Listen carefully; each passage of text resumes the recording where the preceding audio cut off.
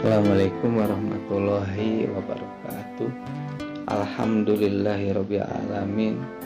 Wassalatu wassalamu ala anbiya'i wa mursalin wala alihi wa ashabi ajmain.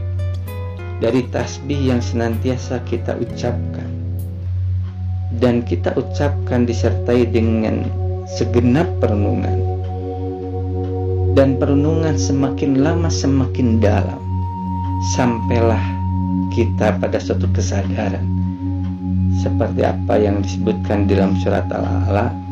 A'udzubillahi minasyaitonirrajim. Bismillahirrahmanirrahim. Sabbihisma rabbikal a'la. Sucikanlah nama Rabbmu yang maha tinggi. Alladzi yang khalaqa, dia telah menciptakan. Fasawwa, lalu dia menyempurnakan.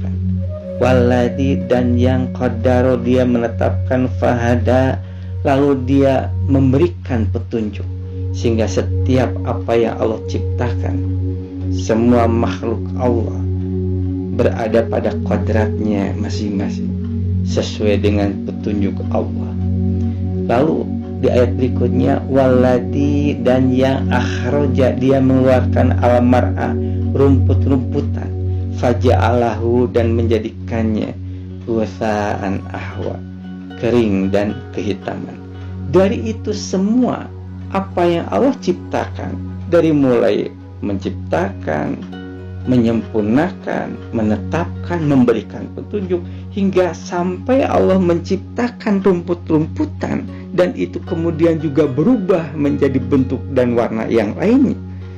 Itu semua dengan membawa satu judul besar, Sabbihisma rabbikal a'la. Sucikanlah nama Rabbmu yang maha tinggi, agar manusia berada pada nilai-nilai kesucian, agar manusia mengusung nilai-nilai kesucian ini. Dari kesadaran inilah kemudian ia menyatakan suatu pernyataan di dalam surat Al-Imran ayat 191, Rabbana ma khalaqta hadza batila. Ya Rabb kami, tiadalah Engkau menciptakan ini sia-sia. Engkau menciptakan ini ada tujuannya, ada maksudnya. Tujuannya dalam rangka sabbihisma rabbikal a'la, manusia mengusung nilai-nilai kesucian. Maka kemudian di ayat berikutnya ia menyatakan, Subhanaka, maha suci Engkau ya Allah. Dengan inilah ya Allah, dengan mengusung nilai-nilai kesucian inilah Engkau jadikan semua apa yang ada, Engkau ciptakan semua apa yang ada ini. Fakina adzabannar, ya Allah, lindungilah kami dari siksaan api neraka. Kenapa? Karena dia yakin sepenuhnya kalau Allah menciptakan ini semua ada tujuannya, maka sudah barang tentu siapa orang yang berpaling dari tujuannya ini, siap-siaplah nanti di akhirat dia akan mendapatkan siksa api neraka.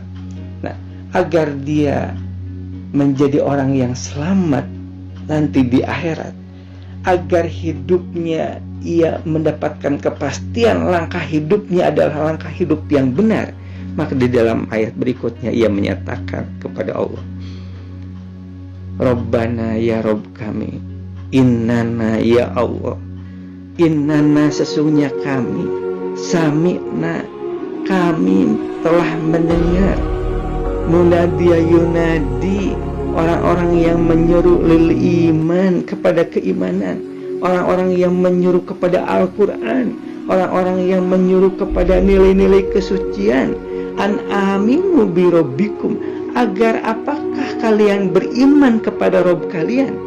Maka jawabannya di dalam hati tidak ragu dan yakin, penuh dengan kebulatan, ia nyatakan fa'amanna, ya Allah, kami beriman ya Allah, kami tunduk sepenuhnya, kami akan taat ya Allah. Diiringi dengan permohonan ampunan kepada Allah, senantiasa dia meminta kepada Allah, Rabbana faghfir lana dzunubana, ya Allah ampunilah dosa-dosa kami, wa kafir anna sayyi'atina, dan hapuskanlah kesalahan-kesalahan kami. Semuanya itu kenapa?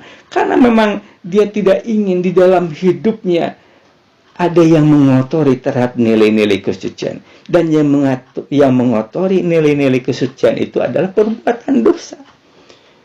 Di dalam surat Al-Imran ayat 135 disebutkan walam yusiru ala ma fa'alu, dan mereka tidak mengulangi kembali perbuatan dosanya. Jadi artinya dia ingin sungguh-sungguh terbebas dari perbuatan dosa. Dia ingin berusaha jangan sampai hidupnya mengotori terhadap nilai-nilai kesucian. Dan di ujung hidupnya dia memohon kepada Allah, wa tawaffana ma'a abror, wafatkanlah kami ya Allah bersama orang-orang yang berbuat baik, bersama orang-orang yang hidupnya mengusung nilai-nilai kesucian.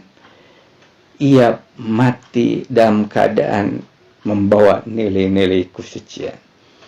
Nah, jadi dari proses perenungan yang senantiasa kita lakukan, ucapan tasbih yang terus-menerus ini, sampailah pada ujungnya, yaitu senantiasa dia meminta ampun kepada Allah dari dosa-dosa yang dilakukan.